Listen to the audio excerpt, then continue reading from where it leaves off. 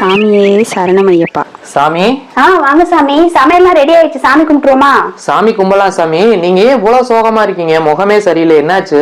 இல்லையே, அப்படிலாம் இல்ல, நல்லா தானே இருக்கேன். இல்ல சாமி, உங்களை பார்த்தா எனக்கு தெரியாதா? என்ன நடந்துச்சு சொல்லுங்க. சரி, நீங்க கேக்குறனால சொல்றேன் சாமி. என்னதான் நாங்க ஐயப்பனுக்கு பார்த்து பார்த்து செஞ்சாலும் அந்த ஐயப்பனை எங்களால பார்க்க வர முடியலையே.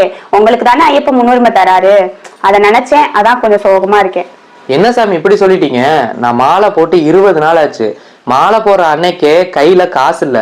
ஆனா இந்த 20 நாள்ல ஒவ்வொரு நாளும் ஒரு நாள் காசு கொடுப்பேன், ஒரு நாள் கொடுக்காம போவேன். ஆனா ஒவ்வொரு நாளும் ஏதோ இருக்கிறத வச்சு செஞ்சு அந்த ஐயப்பனுக்கு நீங்க படையல் போட்டுட்டு வரீங்க. உங்களை அந்த ஐயப்பன் மறப்பாரா? அது மட்டும் இல்லாம ஒவ்வொரு மனுஷனும் ஒரு நாளாவது அவன் வாழ்க்கையில தன்னோட மனைவியை பார்த்து நீ எனக்கு ஒரு அம்மா மாதிரி அப்படின்னு சொல்லுவான்.